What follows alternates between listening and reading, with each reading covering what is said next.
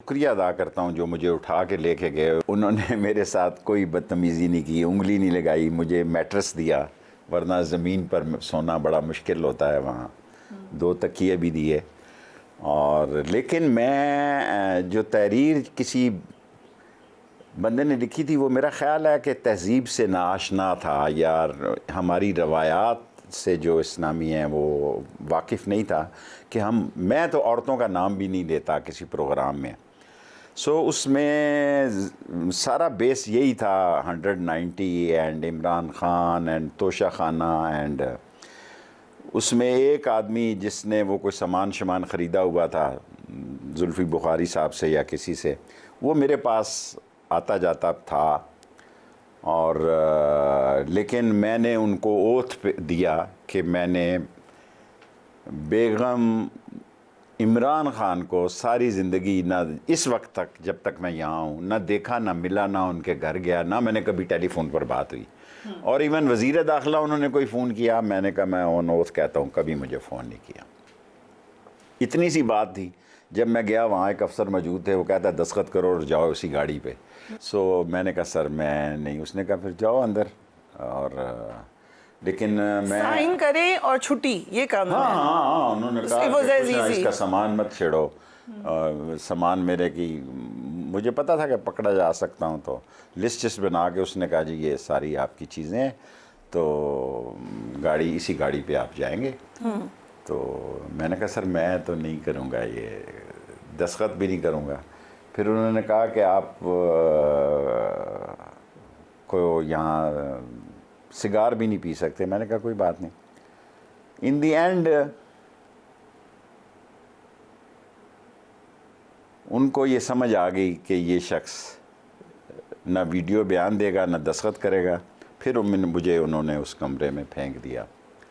और लेकिन मुझे किसी ने तंग नहीं किया, अल्लाह का दिया शुक्र है, बड़ा दिन है। अकेले थे आप बिल्कुल कमरे में? और कौन मेरे साथ? पहले जब मुझे पकड़ के ले गए, मेरे साथ के कमरे में मेरे भतीजे बांधे हुए थे। उन्होंने शेख शाकर को और इमरान को उन्होंने हथकड़ियों से बांधा हुआ था। पहले ले गए उधर हसन अब्दाल की तरफ, कहीं एक कमरा सा था, उसके बाहर कबूतर शबूतर थे। फिर ले गए मुझे टेक्सला की तरफ, वहाँ मुझे ले गए और कहा कि दस्तखत कर दो, कि दस्तखत करो और जाओ। और मैं तो इमरान खान की पार्टी में नहीं था। मैंने कहा मैं तो पार्टी छोड़ने का मेरा मसला नहीं, मेरी तो अपनी पार्टी है। जी बिल्कुल। तो मैं क्या, मुझे मेरे पे तो बल्कि लोगों को मेरी में ले आए आपने, ये कहना था, बार्गेन करनी थी। कुछ वक्त ऐसा आया कि लोगों ने ये भी सोचा कि ये पार्टी जब पीटीआई जो है वो किसी और पार्टी में जम होगी, तो उसमें 3 पार्टियां थी। एक ये सुन्नी इत्तेहाद था, एक वो अहले तशी के हमारे बड़े बड़े अच्छे आलम दीन है, क्या नाम है उनका, राजा साहब का, बहुत राजा नासिर मेरे शहर के बड़े मज़्ज़ज़ अहले तशी में गिने जाते हैं।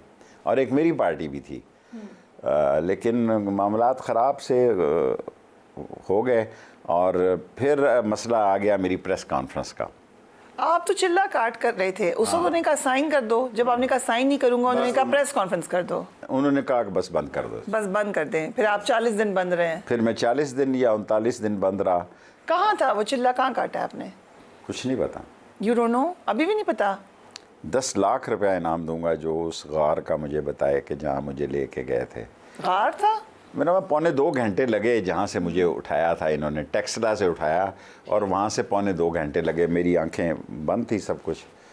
और जब मेरी आंखें खुली तो एक गार सी थी, उसके अंदर वो दरवाज़ा था जिसके अंदर आप थे। जिसके में नहीं, मैं अंदर तो खाना वाना सब अंदर ठीक था, लेकिन बाहर वो गार का अच्छा मसला था। और अंदर क्या क्या था? कैबिनेट मुझे नहीं पता, क्या था? फ्लोर था? कुछ नहीं पता। मैट्रेस उन्होंने दिया सोने के लिए, उनकी मेहरबानी, और 2 तकिए दिए, 4 चीज़ें थी, और मसल्ला दिया और कुरान शरीफ दिया। और फिर आपने वहाँ पे टाइम गुजारा, चिल्ला काटा अपना वहाँ पे। एंड अगर थ्रू आउट इसमें आपसे कोई एंगेजमेंट हुई? 7-8 दिन बाद कोई अफसर आते थे, उनका तो एक ही सवाल था, और तो उनका कोई मेरे से काम नहीं था, मेरे पे तो कोई ऐसा मसला नहीं था। एक दिन उन्होंने मुझे किसी जगह बाहर निकाला और एक चर्चिल का सिगार दिया। उन्होंने कहा सिगार पीने के बाद प्लीज़ आप इंटरव्यू ये बातें कह दो। ठीक है। सो सिगार मैंने आधा पिया और वो मैंने पढ़ा तो वो तकरीबन वैसा ही था, ऐसे ही था, इज़ार रहम का फ़र्क था जो पहले दिन मुझे दिया गया था। राइट। चर्चिल का सिगार उन्होंने कहा मैं अपनी जेब से लेके आया हूँ, मैं नहीं चाहता कि कोई ज़्यादती हो।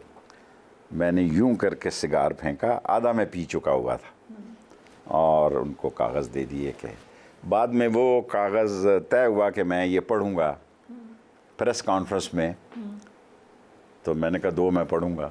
आप मान गए? मैं माना इस तरह के भी काफ़ी उन्होंने उसमें से चीज़ें चेंज की। ठीक उसको। क्या आपने कहा था कि औरतों के बारे में कोई बात नहीं होगी? इमरान खान के ख़िलाफ़ भी मैं बात नहीं करूँगा, मैंने कहा। ये आपने कहा, ठीक। मैं उसकी पार्टी में नहीं हूँ। अगर मैं पीटीआई में होता तो मैं कोई सोचता कि भी बात की जा सकती है। ठीक है। ख्वाब में मुझे माँ आया करती थी हर दूसरे तीसरे दिन। वो कोई ऐसी मुझे मेरे अंदर ऐसी रूहानी ताकत पैदा हुई जो सफ़र मेरी जब आंखें खोली तो मैं बाराकऊ के पुल पे था। आगे गया तो राशिद शफीक को भी उन्होंने मेरे साथ बैठा दिया। मैंने कहा पहले इसको तो उठाओ ना, ये तो पीटीआई का है। मैं तो पीटीआई का नहीं हूँ, मेरी तो इमरान खान से तल्लक और दोस्ती है। इसको क्यों बिठाया आपने? फिर मुनीब ने भी कहा भाई इसका कोई तल्लक नहीं है। मैंने मुनीब को वहाँ देखा अपने घर में, वो मेरा घर था।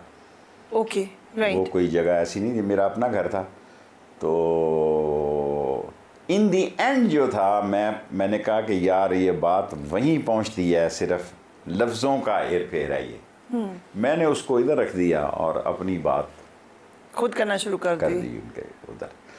इन दी एंड उन्होंने कहा कि भाई ये तो मसला ख़राब हो गया। मैंने कहा हो गया तो फिर ले जाओ। फिर उन्होंने एक कमरे में मुझे बंद कर दिया मेरे घर में 3 उधर ही इंटरव्यू के बाद? कुछ नहीं कहा। इंटरव्यू के दौरान जो बदतमीजी की बातें आई वो गलत थी? मैंने की नहीं, मैंने अपना ये सारा इंटरव्यू ऑन करता हूँ, जो कुछ कहा मैंने खुद कहा। ठीक है, ठीक। इल्हामी जो बातें मेरे मुंह में अल्लाह ताला ने और दिमाग में डाली वो मैंने की, उनका मैंने नहीं देखा। मैंने कहा यहाँ एक कागज़ पड़ा था, मुझे चक्री का नाम भूल रहा था क्योंकि वो कहते थे कि चक्री में जो मीटिंग हुई है उसका लिंक है लाल हवेली के साथ। ठीक है। तो मैंने कहा वो चक्री की भी इधर कहीं बातचीत ही वो तो हो रही थी कि ये वो कागज़। और फिर 3 दिन के बाद उनको कोई तरस आ गया। उन्होंने कहा जी जाएं आप, लेकिन आप इलेक्शन जो है वो भूल जाएं, आप जेल में होंगे। फिर मैं जेल में ही था, मैंने खर्च नहीं किया। 0 आपने एक्सपेंस दिया इलेक्शन कमीशन को? इलेक्शन कमीशन को मैंने 0 का। बट एक सवाल ये है कि आप तो चिल्ला काट रहे थे, आपने बयान नहीं दिया, सारी तकलीफ आप बताए इतनी उठाई वहाँ पर, तो फिर वो कहते हैं ये आपकी गलती है। वो हर वक्त ये जब आते थे कि तुम बहुत बड़े बेवकूफ़ हो और तुम इमरान खान को नहीं जानते। हम इमरान खान को जानते हैं और तुम अपना वक्त ज़ाया कर रहे हो। जिन लोगों ने लिख कर दिया है वो भी आप ही के साथी थे। मैंने कहा जी दिया होगा, मैं नहीं लिख के दूँगा। क्यों आपने इतना सख्त स्टांस लिया? आपने सोचा कि बस मैंने ये नहीं करना, मतलब बंदा टूट भी जाता है। टूटने से पहले कोई मैं बड़ी गलत काम कर जाना चाहता था। मैं मर भी सकता था। मैं ऐसी बातें भी सोचता था कि अब आपको नहीं मैं बता सकता कि मेरा ज़ारबंद छोटा था। मैंने कोशिश भी की, वो पंखे के साथ लटक नहीं सका और उन्होंने मुझे कोई तकलीफ़ नहीं दी। मैं अल्लाह को जान देनी है, लेकिन मैं इतना सिक था मेंटली कि भाई अगर ये बातें, मैं उस खातून को जानता ही नहीं हूँ, मैंने उस खातून को देखा ही नहीं है। अभी भी ऑन ओथ कहता हूँ मेरी कभी उससे फ़ोन पे भी बात नहीं हुई। तो फिर मैं आ गया और फिर मुझे पता था कि मैंने पकड़ा जाना है। इलेक्शन के नॉमिनेशन दाखिल किए, वो कैंसिल हुए, हाई कोर्ट में गया, मंजूर हो गए। फिर ये ट्रिब्यूनल में ले गए, मेरे ड्राइवर किससे मिल गए, ये उसको पैसे दिए, उसके भाई को आईबी में रखा।